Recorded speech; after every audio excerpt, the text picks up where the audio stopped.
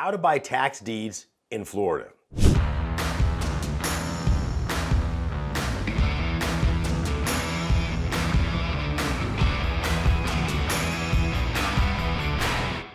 this video, I'm going to show you probably one of the best kept secrets in the tax deed and tax lien world. Florida is what we call a dual state. In this video, I'm going to walk you step by step of the process where you can acquire properties in the state of Florida from the comfort of your own, wherever you're at in the world. Okay, I recently had a student that bought a $250,000 property all the way in Hawaii while sitting on the beach. Well, actually it was dark when they did it, so I can't say that. Okay, but they only paid a few $1,000s for this property and owned it free and clear. This is a great way to do it. I'm going to walk you step by step in this video. In fact, I've got a little bonus for you. Okay, this is such a great topic on this. I'm going to show you at the very end, I'm going to show you exactly step by step how you and your family can level up on this whole process. So stick around for that. So let's talk about Florida in general. Okay, Florida is a great state of Florida. I bought some of my first liens in Florida back in the 1990s. It's a great state.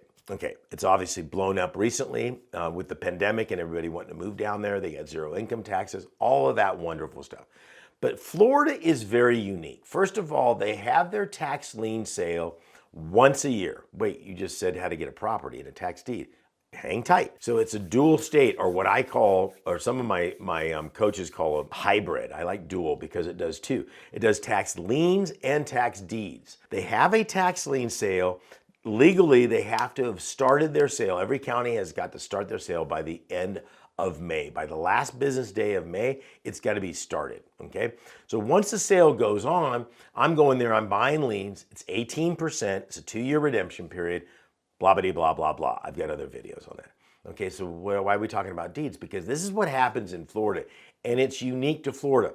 One of the things that I want you to understand is there is not a one shoe fits all with this. One of the reasons I love tax liens and deeds is because you can't systematize it. I don't even know if that's a word, but the big, BlackRock or whatever they're called and Vanguard and all that can't come in there and go, we're just going to gobble up all the 18% liens out there because they have to be sold individually. There's all of these rules that have applied over the years that make this unique. The other thing is every state is different. A little, like, completely different. Then within, and you got to go back to COVID, if you will. You know, when they said, hey, the states can make their own rules. Well, even though I lived in California, people would say, oh, the restrictions on COVID are super serious, but I lived up in Placer County, which they weren't the same as everywhere else. They're like, mask, no mask, whatever. And I'm not making a political statement. Everybody saw that.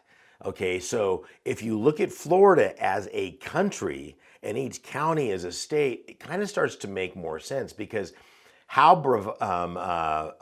Palm Beach County does it opposed to Dade County, they don't care how they do it. They've got obviously the state mandate, the rules, the laws that says this is the way you have to do it, but how they apply the rules is different, which is cool because you can't, again, you have to understand each county in there. So Florida says, look, we're going to have the sale in May. I buy the lien. 2 years come and go and they don't redeem. I don't foreclose on the property, the county does. So I go to the county and say, hey, they haven't redeemed.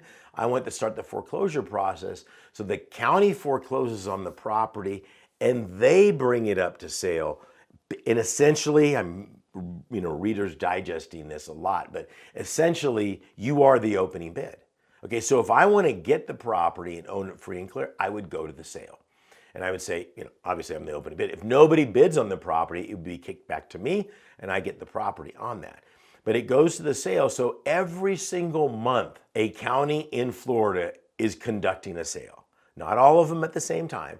They're not at the first Tuesday of every month. Is another beautiful thing is you get all these counties in Florida and they're just going to do it when they feel like it. I mean, what they do up in Harris County is going to be different than what they do in Pinellas County, which is going to be different what they do down in Dade County, et cetera, et cetera. So when they have properties that need to be brought up for sale, sometimes there'll be 5 properties, sometimes there'll be, I saw one last month for, there was 35 properties that were coming up on it. So you're doing your research on these properties. Now, what do you need to research? You need to make sure the county is actually doing it correctly. What do I mean by that? Well, they're foreclosing on the property. All liens and encumbrances will be wiped out. So what that means is, at the end of the day, when the county takes it to auction and I put my hand up, any liens or encumbrances that were on this property no longer have a legal right to anything on that property. It's pretty serious stuff. So what the county is required to, or anywhere in the country when you're foreclosing on property, is they're required to send out notifications.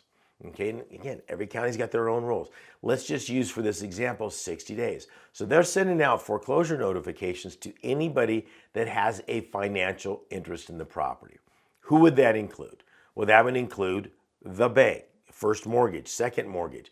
That would include a mechanic's lien. That would include the IRS, anybody and everybody. Now, here's a little caveat. Again, here's a little twist for Florida. Florida has a homestead law.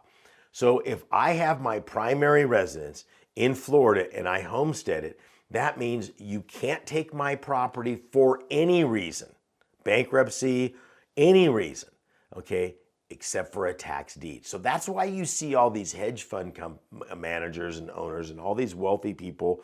I don't want to trigger anybody. I'm going to say a triggering word. Trump has a house down there. So they have their properties down in Florida because nobody can take them. You know, I'm down in Delray Beach. I'm looking at some properties and there's some beautiful homes there. And there's these, 70, 60, $100 million homes down there where these people, there's hardly anybody ever there because these wealthy people are dumping their money into their property because, again, it's a form of asset protection.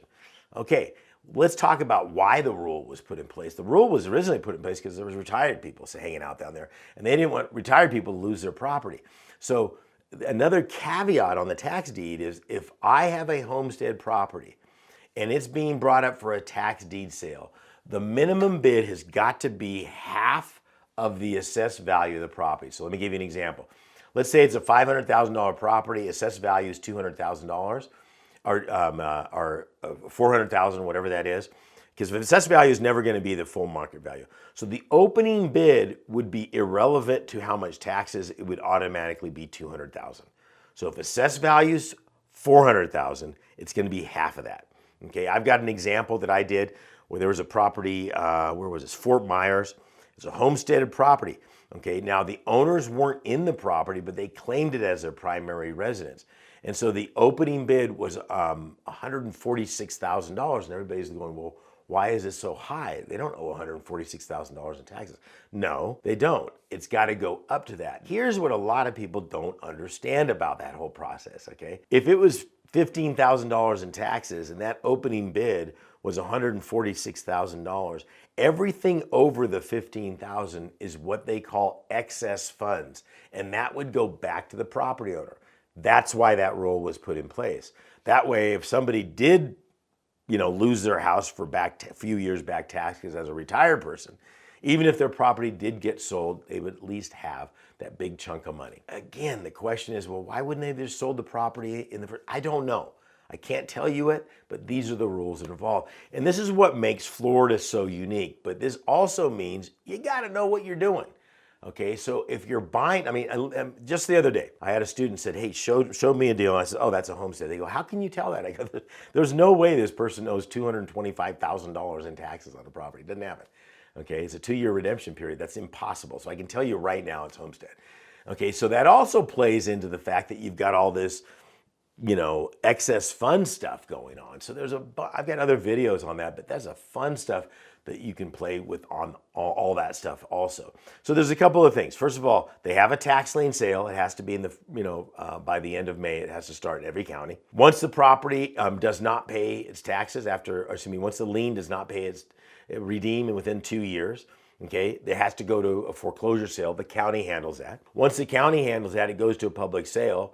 Okay, you and I can participate in it. They have sales every single month all over Florida. Okay, and once you buy that tax deed at a sale, you own it free and clear of all liens and encumbrances. The excess fund is just interesting. Okay, you don't get that money, the former property owner does. Now, are there ways that you can help them get that money and do a bunch of other things? Yes. Again, not the time that we have in this video, but I want to give you the lay of the land in Florida. How does Florida work? This is a great opportunity. Now, here's the great thing. There's all these third-party auctioneers out there that will take care of Florida.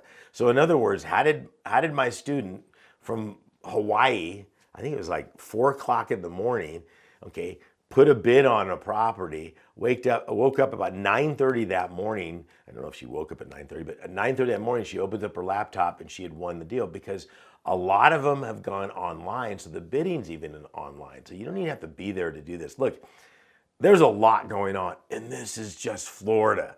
If you want to level up, I've got a brand new course on this. Literally, this will show you who to talk to, when to talk to them, how to talk to them, how to get the list, and how to evaluate the property so that you know for a fact that you're doing the right thing at the right time to level your family up and make you some money. All you have, it's free. Okay, my gift to you. All you've got to do is click the link below or go to higginsmethod.com. Higgins Method. We didn't get real original. That's my name, Higgins Method. Anyways, click on that. You get a free course, and we'll see you on the other side. God bless and good luck.